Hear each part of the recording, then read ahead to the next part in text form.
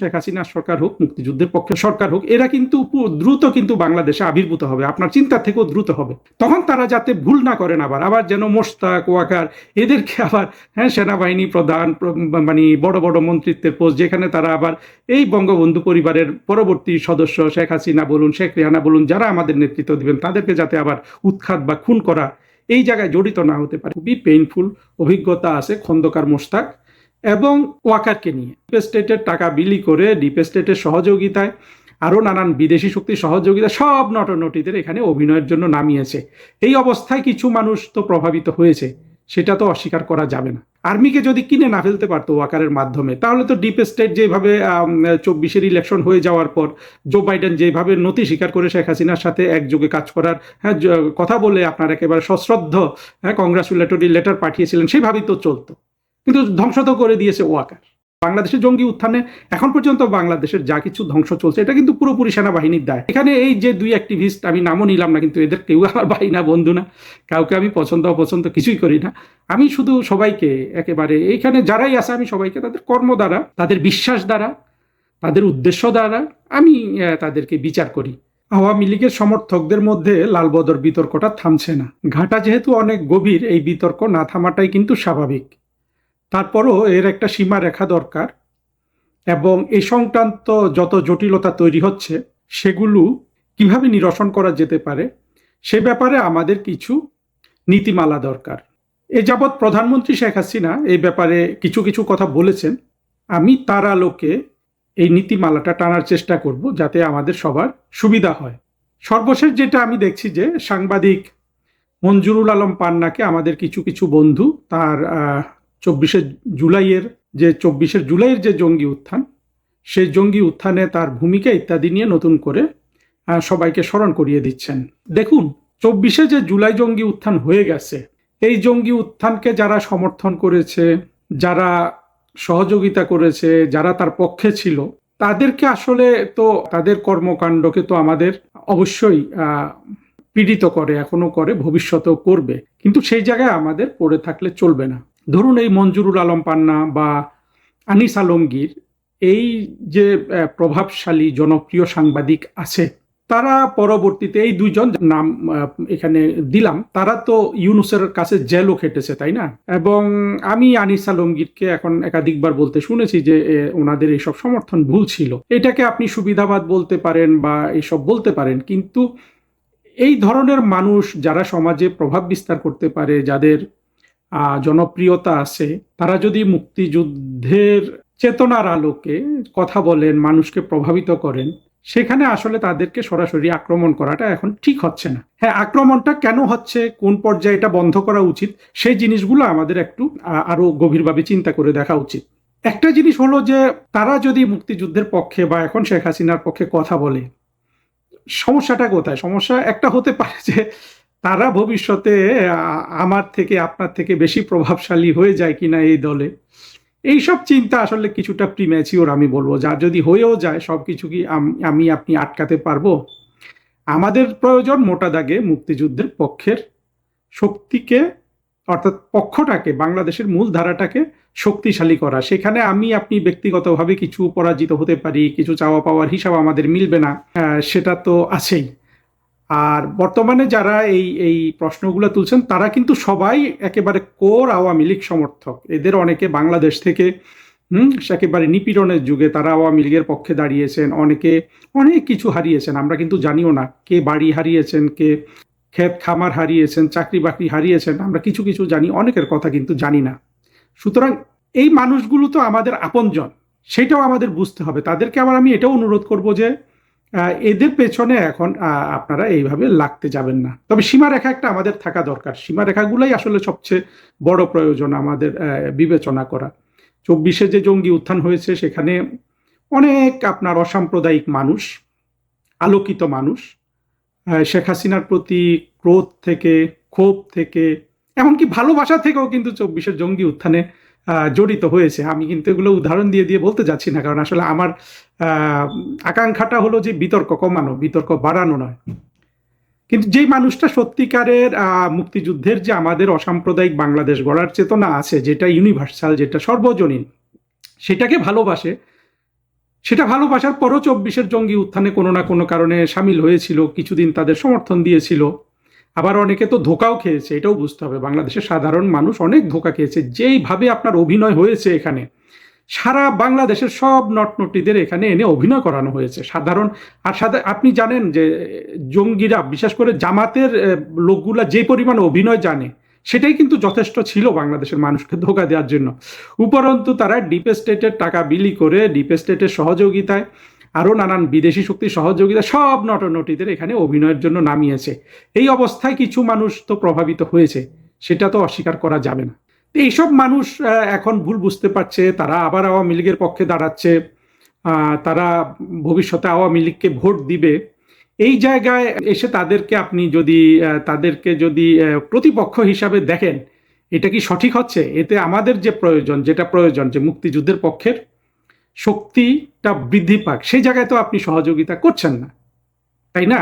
কিন্তু তারপরেও আমি বলবো যে সীমারেখা একটা থাকা উচিত। সীমারেখাটা আসলে খুব বেশি জায়গায় রাখার দরকার নাই। যাদের কথা আমি একটু আগে বললাম, আনিস আলমগীর, মঞ্জুরুল আলম, খান পান্না, এরকম আরো অনেকেই আছেন। তারা তো আসলে আওয়ামী লীগের কোনো পোস্টে নাই, তাই না? তারা এই দলের তারা তো দাবিও করছেন না যে তারা আওয়ামী লীগের পদ পদবি হোল্ড করছেন। এটা এরকম দাবি করছেন মঞ্জুরুল আলম পান্না কি ফেসবুকে, ইউটিউবে দিচ্ছে যে হ্যাঁ, যে ছাড়ছে যে শেখ হাসিনা তাকে কাজ দিয়েছেন এবং সেগুলা করছে, হ্যাঁ, তাকে কোনো সমালোচনা করা যাবে না, এগুলো তো তারা বলছে না। তো এদের পেছনে লাগার আসলে প্রয়োজন নেই। সীমারেখাটা আমাদের ওই জায়গায় থাকা উচিত যেখানে আমি খুব দৃঢ়ভাবে বিশ্বাস করি যে সীমারেখা একটা থাকতেই হবে। কারণ আমাদের খুবই পেইনফুল অভিজ্ঞতা আছে খন্দকার মোশতাক এবং ওয়াকারকে নিয়ে। এবং এটা কেন হয়েছে? এটা হওয়ার মূল কারণ কিন্তু ওয়াকার বা খন্দকার মোশতাক, এরা কিন্তু আমাদের মুক্তিযুদ্ধের চেতনাটাকে তারা ধারণ করে না। মোশতাক সম্পর্কে আমরা অনেক কথা জানি, যেটা বলা হয় যে যখন 1949 সালে আওয়ামী মুসলিম লীগ গঠিত হয়, তখন বঙ্গবন্ধুকে 1 নাম্বার সাংগঠনিক সম্পাদক এবং মোশতাককে 2 নাম্বার সাংগঠনিক সম্পাদক করার পর থেকে মোশতাক বঙ্গবন্ধুর বিরুদ্ধে তার তার ক্ষোভ, ক্রোধ, ঘৃণা সেগুলো পুষে চলেছে। হতে পারে, কিন্তু আমার মনে হয় না যে মোশতাক যদি মুক্তিযুদ্ধের চেতনার পক্ষের মানুষ হতো, তাহলে এই ক্রোধ, ঘৃণা, যে পরিমাণ পাষণ্ড এবং পাশবিক প্রতিশোধে মোশতাক গিয়েছিল, সেই জায়গায় কিন্তু পর্যবসিত হতো না। মোশতাক যে অভিনয়গুলো করতো সেটাও তো আমাদের দেখতে হবে, যে সে বঙ্গবন্ধুর বাবা মার কবরে ঢুকে সেখান থেকে কবর থেকে উঠতে চায় না, যে কবরে তাকেও কবরস্থ করে ফেলা হোক তাদের সাথে। তারপরে বঙ্গবন্ধুকে নিয়ে হাতে রান্না করে হাঁসের মাংস খাইয়ে আনা, এই পর্যায়ের চাটুকারিতা, এই পর্যায়ের আপনার কি বলবো ধামাধরা মানুষকে তো মূলত এদের কে আপনি কিভাবে মোকাবেলা করবেন, সেটা একটা যেমন ইস্যু। আবার অবিশ্বাসী বা কেমনি করবেন, যেভাবে যে আনুগত্য মোশতাক দেখিয়ে গেছে বঙ্গবন্ধুর প্রতি, তাই না? এগুলো কিছুটা আমরা সবাই মানুষ হিসাবে এসব দ্বারা প্রভাবিত হই। কিন্তু সেখানে আসলে আমাদের যেই জায়গাটা আমি বলবো যে বঙ্গবন্ধুর কাজটা ঠিক হয়নি, সেটা হলো যে বঙ্গবন্ধু মোশতাককে উনি ভেবেছিলেন, আমি যেটা মনে করি শেখ হাসিনার ক্ষেত্রে, যে এরা এতটা মানে সম্পর্কের মধ্যে থাকলে এরা কিভাবে বেইমানি করবে, এই জিনিসটা হয়তো বঙ্গবন্ধু কখনো বিশ্বাস করেন নাই। শেখ হাসিনা ওয়াকারের ক্ষেত্রে সেটাই হবে, বিশ্বাস করেন নাই যে আপা আপা ডাকে, হ্যাঁ, পায়ের নিচে পড়ে সালাম করে, তারপরে আবার লতায় পাতায় আত্মীয়ও আছে। কিন্তু এরা যে তলে তলে সত্যি সত্যি জামাত ইসলামী, এরা যে বাংলাদেশকে ঘৃণা করে, এরা যে পাকিস্তানকে ভালোবাসে, এই জায়গাটা তো আসলে শেখ হাসিনা বা বঙ্গবন্ধুকেও গুরুত্ব দেন নাই। দুজনেই কিন্তু চেয়েছেন যে বাংলাদেশটাকে ইনক্লুসিভ বাংলাদেশ হোক, সবাই একসাথে হয়ে যায়। এই জন্য আমরা দেখি যে শেখ হাসিনার 16-17 বছরের শাসন আমলে কখনো কিন্তু প্রশাসনকে যেই অর্থে দলীয়করণ বলে, সেই অর্থে দলীয়করণ কিন্তু শেখ হাসিনা করেন নাই। যদিও জঙ্গিরা এটাই ছড়িয়েছে, স্বাধীনতা বিরোধীরা, শেখ হাসিনা সব দলীয়করণ করেছে। কিন্তু আমি আমার তো 25 বছরের চাকরি জীবনের অভিজ্ঞতা থেকে দেখেছি, বিএনপি যেইভাবে লোকজন নিয়োগ দেয় তাদের মতো করে, শেখ হাসিনা সরকার কিন্তু কখনো এটা করেনি। না করাটাও হয়তো ভুল ছিল, বাট সেটা আজকের এই লেকচারের অংশ নয়। অংশ হলো যে সীমারেখাটা আমাদের ওই জায়গাটা টানতে হবে। সীমারেখাটা টানতে গেলে আপনার কিন্তু এই যে বাংলাদেশের 10 লাখ মানুষকে আপনার অবজারভেশনে রাখার দরকার নেই। আপনি 200-300 মানুষকেই আপনার পরীক্ষা করলেই কিন্তু যথেষ্ট। অনুবীক্ষণ যন্ত্রের নিচে যদি পরীক্ষা করতে চান, আপনি 200 মানুষকে পরীক্ষা করেন, তাহলেই চলবে। বাকিদের আপনারা ছেড়ে দেন। সেই 200 মানুষ কারা হবে সেটা কিন্তু ইম্পর্টেন্ট। সেটা অবশ্যই এই যে ওয়াকার, খন্দকার, মোশতাক, এরা যেই পোস্টগুলো ক্যারি করতো সেগুলো খুব ইম্পর্টেন্ট। অর্থাৎ ওয়াকারের জায়গায় যদি সত্যিকারের আমাদের মুক্তিযুদ্ধের পক্ষের কোনো জেনারেল সেদিন আর্মি প্রধান হতেন, কোনোভাবেই কিন্তু এই জঙ্গি উত্থানটা কিন্তু সাকসেসফুল হয় না। বাংলাদেশের জঙ্গি উত্থানে এখন পর্যন্ত বাংলাদেশের যা কিছু ধ্বংস চলছে এটা কিন্তু পুরোপুরি সেনাবাহিনীর দায়। সেনাবাহিনী, নৌবাহিনী, বিমান বাহিনী, ওদেরকে আপনি এই জায়গায় আপনি ইনক্লুড করতে পারেন, কিন্তু মূলত দায় কিন্তু ওয়াকারের। কারফিউগুলো যদি আপনার সঠিকভাবে পালন হতো কিংবা 75%ও পালন হতো, জঙ্গি উত্থান কিন্তু থেমে যায়, তাই না? তারা কিন্তু কারফিউ কিন্তু তারা কিন্তু এক্সিকিউট করে নাই, বাস্তবায়ন করে নাই সেনাবাহিনী। হ্যাঁ, সেখানে যদি জেনারেল আজিজ থাকতো তাহলে তো অবশ্যই বাস্তবায়ন করতে তারা বাধ্য হতো, কিন্তু ওয়াকার সেটা বাস্তবায়ন করতে দেয় নাই। কিন্তু এর মানে এই নয় যে তো সবাই ওয়াকার ছিল। আমরা তো দেখেছি কিছু কিছু জেনারেল বঙ্গবন্ধু কন্যার সাথে শেষ পর্যন্ত ছিলেন। আমরা জেনারেল মুজিবকে দেখেছি, এই যে জেনারেল জিয়াউল হাসানকে দেখেছি, তাই না? এইরকম তো অনেকেই ছিলেন। কিন্তু ভাবুন তো, সেই যদি জেনারেল মুজিবই যদি সেনাবাহিনী প্রধান হতেন, আমি অবশ্য অনেক জেনারেলকে চিনি না, এই জন্য অন্যদের নাম বলতে পারছি না, তাহলে তো ইতিহাসটা ভিন্ন হতো। তৌহিদ হোসেন বলেছে না যে ডিপ স্টেট সব জায়গায় থাকে, কিন্তু ওরা স্রোতের প্রতিকূলে যায় না সাধারণত। সেটাও তো সত্য। অর্থাৎ আর্মিকে যদি কিনে না ফেলতে পারতো ওয়াকারের মাধ্যমে, তাহলে তো ডিপ স্টেট যেভাবে 24-এর ইলেকশন হয়ে যাওয়ার পর জো বাইডেন যেভাবে নতি স্বীকার করে শেখ হাসিনার সাথে একযোগে কাজ করার কথা বলে আপনার একেবারে সশ্রদ্ধ কংগ্রাচুলেটরি লেটার পাঠিয়েছিলেন, সেভাবেই তো চলতো। কিন্তু ধ্বংস তো করে দিয়েছে ওয়াকার। কাজেই ওয়াকারের কে ওয়াকার হচ্ছে সেই জায়গায় কিন্তু আপনারা যারা এখন পান্না, আনিস আলমগীর, এদের উপর আপনারা আপনাদের খড়গ চালাচ্ছেন, আপনারা সেই জায়গায় বরঞ্চ নেত্রীকে সাবধান করুন, সারাক্ষণ নেত্রীর প্রতি নজর রাখুন, যাতে আমাদের এই ধরনের জায়গাগুলোতে ভবিষ্যতে এই ধরনের কোনো এই পোস্টগুলা, অর্থাৎ যার প্রতি ন্যূনতম সামান্যতম সন্দেহ আছে, অতীত কর্মকাণ্ডে বলুন, পারিবারিক ঐতিহ্যে বলুন, কিংবা বাংলাদেশকে ঘৃণা করা, পাকিস্তানকে ভালোবাসা, হ্যাঁ, হিন্দু ঘৃণা করা, আপনার ভারত বিদ্বেষ করা, যেটা মোস্টলি আপনার পাকিস্তানকে পুনরুজ্জীবন করার আন্দোলন থেকে তৈরি হয়েছে, সেই মানুষগুলো যেন ওই 100-200 মানুষের জায়গায় যেতে পারে না। ইন প্রিন্সিপাল কোনো মন্ত্রী যেন ওই পোস্ট মানে কেউ যেন শেখ হাসিনা সরকারে এই ধরনের ঘৃণা থাকলে মন্ত্রী না হতে পারে, কারণ মন্ত্রীদের হাতে একটা বড় ক্ষমতা থাকে, তার অধীনে মানুষ থাকে, ইত্যাদি থাকে। এইভাবে মন্ত্রী, সেনাবাহিনী প্রধান, বিমান বাহিনী প্রধান, নৌবাহিনী প্রধান, এইভাবে আপনি হয়তো 150-200 হিসাব করে দেখতে হবে কত পোস্ট পাওয়া যায়, মানে কতগুলো পজিশন মানুষ, বিশেষ করে প্রশাসনিক ক্ষমতা সম্পন্ন পোস্টগুলো কারা হোল্ড করে, সেই জায়গায় যেন এই ধরনের কোনো মানুষ আপনার না যেতে পারে। এটুকু যদি আমরা নিশ্চিত করতে পারি, তাহলে কিন্তু ভবিষ্যতে আমরা আরেকটা 5ই আগস্ট কিংবা আরেকটা 15ই আগস্ট আপনার এড়িয়ে যেতে পারবো। সেই জায়গায় আমাদের যথেষ্ট খেয়াল রাখতে হবে। কিন্তু তাই বলে আমরা যে বাংলাদেশের আওয়ামী লীগ বলুন, মুক্তিযুদ্ধের পক্ষে শক্তি বলুন, সেখানে যে আমাদের 10-12 কোটি 8 কোটি মানুষের সমর্থন আছে, সেই জায়গায় তো আমরা সমর্থনটা বাড়াইতে চাই, তাই না? আমরা তো চাই যে অনেক আনিস আলমগীর হয়ে আসুক আমাদের সামনে, অনেক পান্না হয়ে আসুক। যদিও আনিস আলমগীর পান্নাকে আমি বিশেষভাবে অবজার্ভ করে দেখেছি যে উনি কিন্তু কোনোভাবেই আপনার একজন মৌলবাদী চেতনার মানুষ না। হতে পারে সে 24-এর যে জঙ্গি উত্থানকালে শেখ হাসিনা বিরোধী পোস্ট দিয়েছে, আমি কিন্তু তার কোনো কথাবার্তায় কিছুতেই তাকে কিন্তু আপনার, অর্থাৎ আমাদের যে মূল জঙ্গি শ্রেণী জামাতপন্থী বা পাকিস্তান ভালোবাসা, এটা তো পান্নার মধ্যে আমরা পাই না।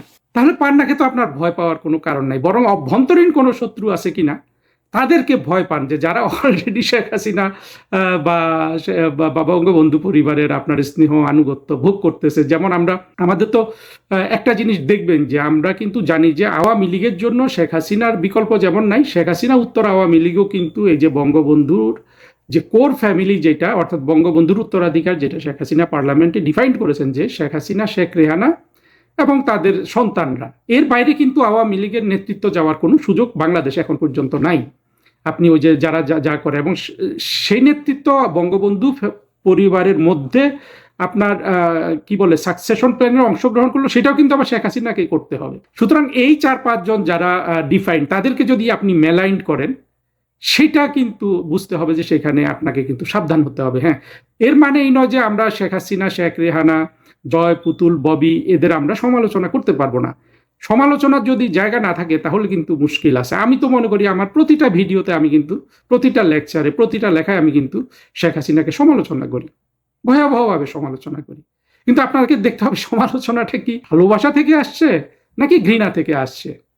এই যে দেখেন, সম্প্রতি আওয়ামী লীগের 2 জন অ্যাক্টিভিস্ট সামাজিক যোগ মাধ্যমে কলহ করছে, আপনারা অনেকে এগুলা নিয়ে লিখছেন, বলছেন যে এদের কলহের কারণে আওয়ামী লীগ ক্ষতিগ্রস্ত হচ্ছে। আমার কিন্তু তা মনে হয় না। এই কলহে বরঞ্চ আমার মনে হচ্ছে যে আওয়ামী লীগ সমৃদ্ধ হচ্ছে। এরা একজন আরেকজন প্রত্যেকের বিরুদ্ধে নানান অভিযোগ আনছে, সেখানে তারা দেখাচ্ছে যে কারা আগে বঙ্গবন্ধুর ফ্যামিলিকে গালি দিয়েছে। সেখানে আপনারা ওই গালিগুলা নিয়ে বসেন, বিচার করেন যে গালিগুলা কি ঘৃণা প্রসূত না ভালোবাসা প্রসূত। যদি আপনার মনে হয় যে ঘৃণা প্রসূত, তাহলে কিন্তু তাকে তাকে যাতে এই আওয়ামী লীগের ভেতরে ঢুকে যাতে আপনার কর্মকাণ্ড চালাতে না পারে, সেটার পক্ষে আপনি সোচ্চার হন। এখানে এই যে দুই অ্যাক্টিভিস্ট, আমি নামও নিলাম না, কিন্তু এদের কেউ আমার ভাই না, বন্ধু না, কাউকে আমি পছন্দ অপছন্দ কিছুই করি না। আমি শুধু সবাইকে একেবারে এইখানে যারাই আছে আমি সবাইকে তাদের কর্ম দ্বারা, তাদের বিশ্বাস দ্বারা, তাদের উদ্দেশ্য দ্বারা আমি তাদেরকে বিচার করি। সেই জায়গায় দেখতে হবে যে আসলে যেটা ঘৃণাটা আছে কিনা। ঘৃণা বলতে হলো যে বঙ্গবন্ধু যে বাংলাদেশটাকে স্বাধীন করে দিলেন, এই ক্রোধ আছে কিনা যে বঙ্গবন্ধু কেন বাংলাদেশ স্বাধীন করলো। এই ক্রোধ থাকলে আপনার সমালোচনা হবে ঘৃণামূলক, আর এই ক্রোধ না থাকলে, ওইখানে যদি বঙ্গবন্ধুর প্রতি ভালোবাসা থাকে, তাহলে সমালোচনাটা হবে ভালোবাসা থেকে উচ্চারিত সমালোচনা। হ্যাঁ, আপনার ভালোবাসা থেকে উচ্চারিত সমালোচনা শেখ হাসিনা সবসময় পছন্দ করবেন না, শেখ রেহানা সবসময় পছন্দ করবেন না, জয় পুতুল ববি সবসময় পছন্দ করবেন না, কিন্তু না করলেও আমাদের সেটা করে যেতে হবে। কারণ হলো যে শেখ হাসিনা, শেখ রেহানা, জয় পুতুল ববি তাদেরও কিন্তু ব্যক্তিগত পছন্দ অপছন্দ কিন্তু অনেক বড় ক্ষতি বৃদ্ধি রয়েছে এটা ভুল হওয়া এবং শুদ্ধ হওয়ার উপর। যেমন আপনার এই ওয়াকারের নির্বাচনে যেই ভুল হয়েছে, সে তাতে আমরা আওয়ামী লীগ পরিবারের কিংবা আওয়ামী লীগ পরিবার না বলে বলি, বাংলাদেশের মুক্তিযুদ্ধের পক্ষের মূলধারার 10 কোটি মানুষ কিন্তু ক্ষতিগ্রস্ত হয়েছে এই ওয়াকার দ্বারা। সেখানে আমাদেরকে তো শেখ হাসিনাকে, শেখ রেহানাকে তাদেরকে সতর্ক করতে হবে, ভুল হয়ে গেলে সমালোচনা করতে হবে, কিন্তু এখানে দেখতে হবে যে সেটা তো তাদের ভালোর জন্য আমরা করছি, তাদের প্রতি ভালোবাসা থেকে, তাই না? আমি নিশ্চিতভাবে বুঝি যে এটা বঙ্গবন্ধু কন্যা দুইজন, তাদের ছেলে মেয়েরাও কিন্তু আমাদের উদ্দেশ্যটা বুঝবেন যে আমরা তাদের ভালোবাসি, কারণ তারাই আমাদের ঐক্যের প্রতীক। তাদের বঙ্গবন্ধুর রক্ত তারা বহন করেন, বঙ্গবন্ধু আমাদের বাংলাদেশ দিয়েছেন, তাই না? আমাদের ভালোবাসা থেকে তাদের প্রতি সমালোচনা থাকবে, কিন্তু যদি ঘৃণা থেকে সমালোচনা হয়, সেটা কিন্তু মোশতাকের উত্তরাধিকাররা করে থাকে, সেটা কিন্তু আমরা মূল ধারার কেউ করি না। আমি দেখেছি যে গত 2 বছর প্রচুর সমালোচনা হয়েছে শেখ হাসিনার বিরুদ্ধে, শেখ রেহানার বিরুদ্ধে, আরও হয়েছে, কিন্তু আওয়ামী লীগের যারা প্রকৃত কর্মী সমর্থক তারা কিন্তু সবাই ভালোবাসা থেকে সমালোচনাটা করেছেন একেবারে পরিপূর্ণভাবে। পরিবারে আমরা যেমন পিতামাতাকে সমালোচনা করি, আমরা যারা সন্তানকে সমালোচনা করি, সেইভাবে সমালোচনা করেছে, সেটা এক ধরনের সমালোচনা। আবার স্বাধীনতা বিরোধী, মৌলবাদ, জঙ্গি, হেফাজত, জামাত, এরা যে শেখ হাসিনাকে, শেখ রেহানাকে, জয় পুতুল ববি ওনাদের যে গালিটা দেন, সেটা কিন্তু ঘৃণা থেকে উৎসারিত। ওই জায়গাটা যদি আপনি বুঝতে পারেন, সেটা বোঝার যদি দক্ষতা আপনার থাকে, তাহলে কিন্তু আপনি বুঝতে পারবেন যে কাদেরকে আপনি কোন পর্যায়ে সমালোচনা করবেন। যেটা আমরা আসলে লাল বদরদের ক্ষেত্রে প্রয়োগ করতে পারি, যে সব লাল বদরকে পেছনে লেগে তারা যে এখন মুক্তিযুদ্ধের পক্ষে কার্যক্রম চালাচ্ছে, সেই কার্যক্রমকে ব্যাহত করা, এইটা ঠিক সুবিবেচনা প্রসূত বলে আমি মনে করি না। আমার কথা হলো, যদি আপনি ওয়াচডগ হিসাবে কাজ করতে চান, ভবিষ্যতে অতি দ্রুত কিন্তু শেখ হাসিনার সরকার হোক, মুক্তিযুদ্ধের পক্ষে সরকার হোক, এরা কিন্তু দ্রুত কিন্তু বাংলাদেশে আবির্ভূত হবে, আপনার চিন্তা থেকেও দ্রুত হবে। তখন তারা যাতে ভুল না করেন, আবার যেন মোশতাক, ওয়াকার এদেরকে আবার সেনাবাহিনী প্রধান, মানে বড় বড় মন্ত্রিত্বের পোস্ট, যেখানে তারা আবার এই বঙ্গবন্ধু পরিবারের পরবর্তী সদস্য শেখ হাসিনা বলুন, শেখ রেহানা বলুন, যারা আমাদের নেতৃত্ব দিবেন, তাদেরকে যাতে আবার উৎখাত বা খুন করা এই জায়গায় জড়িত না হতে পারে, সেই জায়গায় ওয়াচডগ হিসাবে যদি কাজ করেন, সেটা কিন্তু আমাদের মুক্তিযুদ্ধের পক্ষের শক্তির জন্য ভালো হবে। কিন্তু গণহারে যদি সবাইকে আপনি আসতে বাধা দেন, সেটা সুবিবেচনা প্রসূত হবে না।